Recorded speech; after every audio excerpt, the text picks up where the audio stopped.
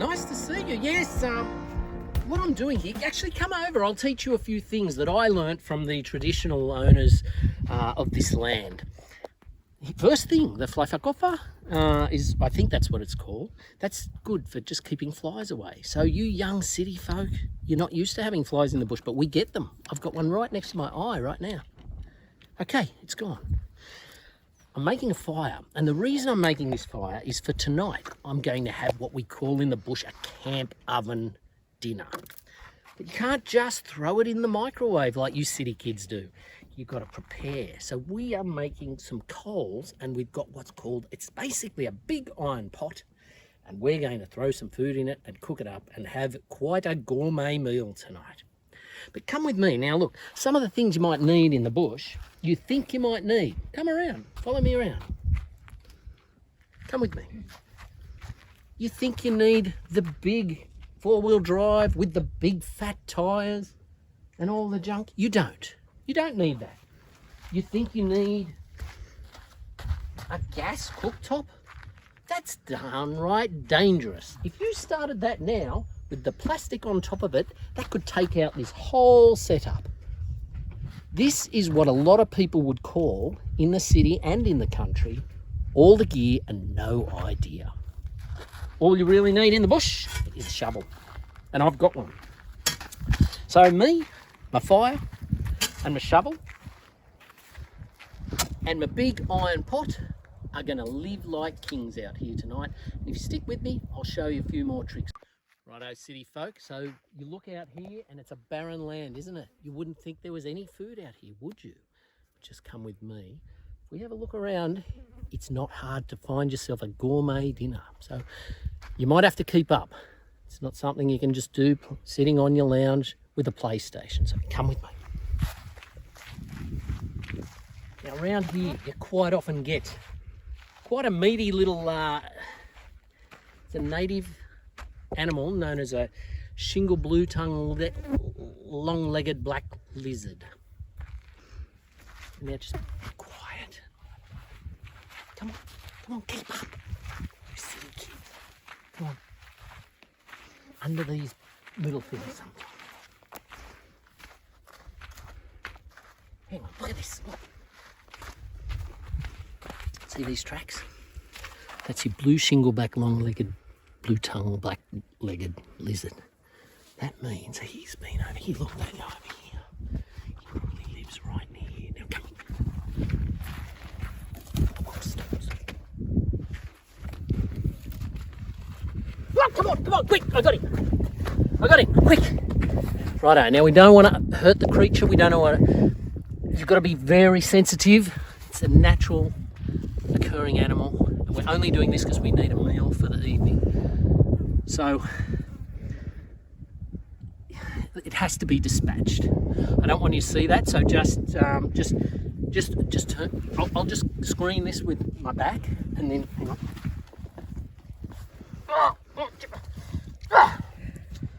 Oh, jeez! Nearly took a finger off.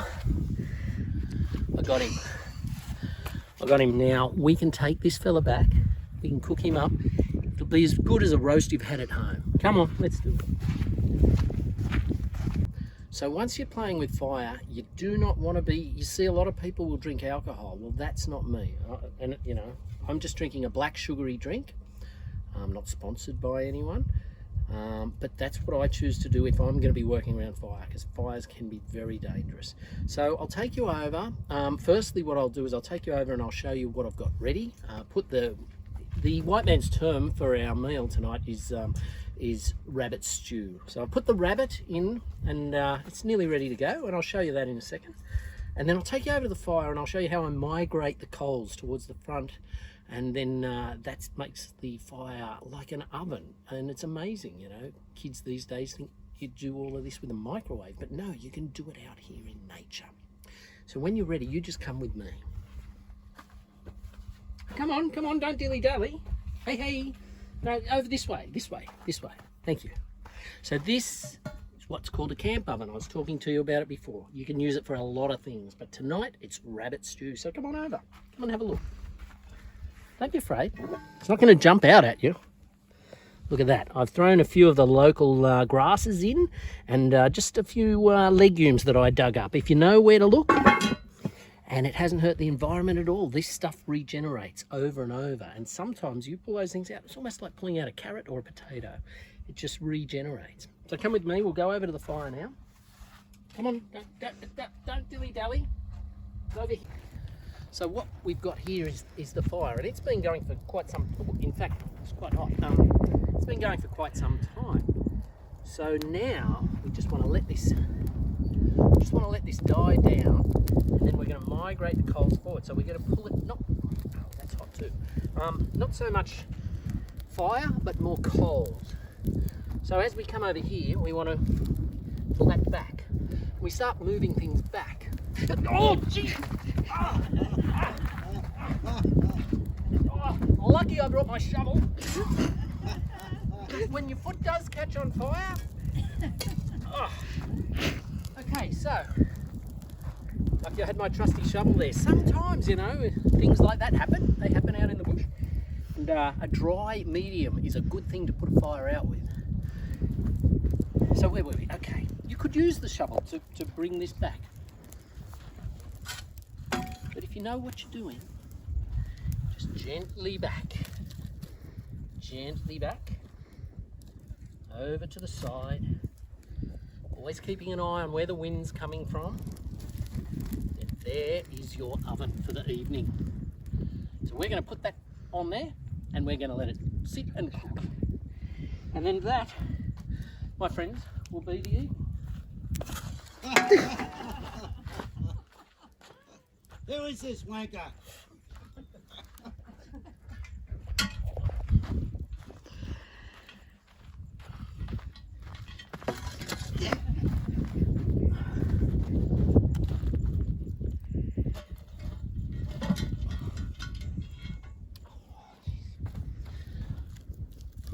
Okay, so, are you with me?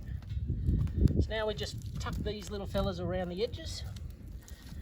We let it make a start. This is like searing, getting things going. There's lots of liquid in there, so you can't overcook it. And a little bit of flame around the edge really warms up. This is made out of a metal that's been around for generations. It's called cast iron, kids, cast iron. Now we'll just let that go, good couple of hours, come back to it, dinner's ready. It's that simple. This looks to be a native of this area coming out. I don't want to upset him, so I'll just make sure he can see me from a long way away. What's he doing there? I think he's going to be okay. He can hear me. I think he can smell me. He's definitely got his eye out for something. It's probably the time he wants to catch some food. We'll just duck down here. Otherwise, I don't want to scare him. Let's see if we can get a bit closer. Just duck down here. Yes, look, it looks like he's looking for a stick. He's just whacked himself in the head. He's getting cranky at the tree. I think he's going to try and break the tree more. What's he doing now? Let's see if we can sneak up a little bit closer. I think he's going to try and hit me with a big stick, but I can't be sure. I'll just stay here behind this tree and see what the native man does.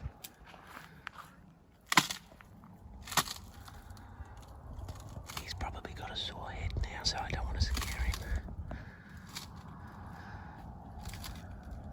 He's very cranky at the tree that hit him in the head, and now he's looking very crankily at a bush that just hurt his toe. Oh yes, he's not happy at all, but he's got a big stick. We'll just hide down here.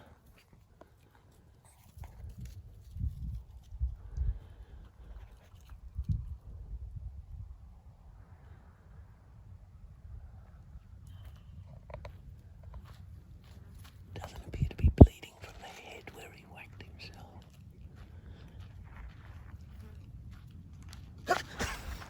He spotted me. Did you get that Russell-Quoit moment, did you? I don't know.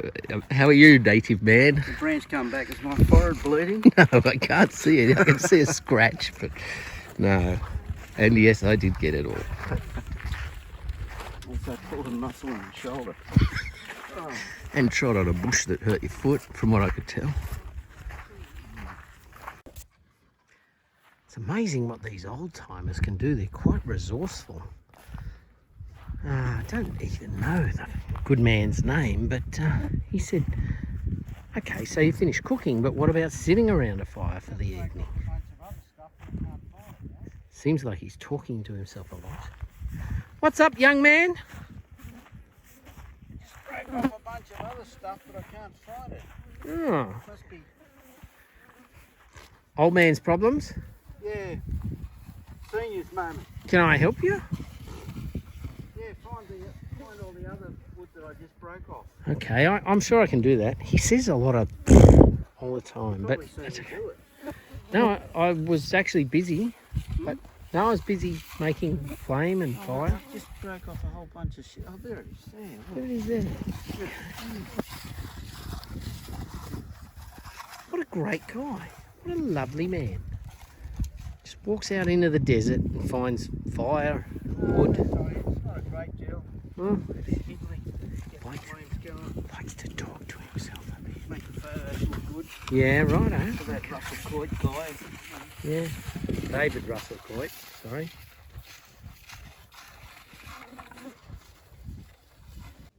Brushing flies away with a saw. You need to turn the saw on to get rid of the flies, pal. Is that what it is?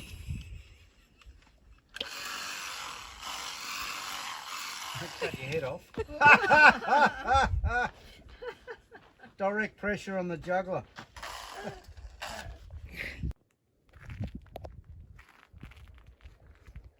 Russel-Quoit, Dave. Hello! Geez, you pop up at the most interesting times, don't you? I'm always around. I'm glad you turned up. Come with me. I've met some people. You know, I might have mentioned before about the young kids. Well, there's this other generation and they're called Grey Nomads. And I met these couple. They're lovely people. Here, a lovely couple. Come and have a look. Have a look. Have a look at this. They've got a city four-wheel drive. They're not a four-wheel drive. They're an all-wheel drive, but they don't know the difference. They've got, I don't know what it is. It's called a Winnie. No, it's called a mini Bago. And it's called the Escape Pod. Escape Pod, really? All you need is a camper. But let's go and meet them and let's go and see. I'm sure there's going to be a lot to learn from this couple. Come with me. Hello. I'm David. This is Glenda. Yes. Yes, and howdy. Peter. Russel-Quoit, and- David. Oh, that's right. Sorry. David Russel-Quoit. And how are you guys going today? We do like our privacy, pal. Oh, I'm sorry. Do you oh, sorry about that. All right. Well, Well, I mean, we come out here and you come and camp right next to us. there. Okay. Yeah. Right. So Well, I mean, this. how much closer can you get? Well. Safe. Well. I just needed somewhere to get my fire. going. Sorry. Yeah, have a look around. Do you don't mind? No. Okay. no. Come with me. Come. Some of these older types, they're lovely people, but they're on the pension and they get a bit cranky at times. Come on. Yeah, especially when you see you wanglers with all these bloody big rigs. Oh. No, carry on. Come around here. My camp kitchen is what you saw over here. Look over here. Look what we've got over here. Look at this. Low enough to nearly bang your head, but I didn't. That's for the shade, pal. Oh, so you need a kettle, do you? Right. This is exactly what I was talking about. In fact, actually, there's a fridge. There's breakfast. There's water. Coffee. Yeah, I know. like I know. You don't need any of that stuff. You don't need any of that stuff. That is to be honest, that is a really good setup. It's called an escape pod. Oh, it's called an escape pod, obviously. All right. Well, anyway, you know, that's fine. If that's what the, you know, they've worked their whole life. They paid their taxes. I suppose they're entitled to. We're not that wealthy. We're only Hang on. pensioners. We couldn't afford. Yeah, sorry. We couldn't afford a real Winnebago, so all we could afford was a Minibago. The Povo pack, it's called. All right. So there you go. Okay. Well, I really like it. Sorry, I didn't mean to. And if you need any power, you Yeah. just plug in here. We don't mind. Oh, you don't mind? 20 cents a kilowatt or Don't whatever it mind. is. Yeah. Okay. Or if you need anything chilled. Oh, really? Mhm. You guys are so good. Can we just cut? Can we just cut, please? Cut. Okay, kids. So there we have it. Beautiful afternoon, as I said. A very responsible little fire over there. And here's our friends, our brand new friends, coming over to actually dine with us from the pot. That's all you need. Hi guys, how's it going? You know what, mate? You were right. You don't need any of this shit. You don't need awnings, tables, or Land Cruisers, or camp ovens. Look at this. Just all natural, straight out of the bush, as you demonstrated earlier. Excellent. Well, Wine,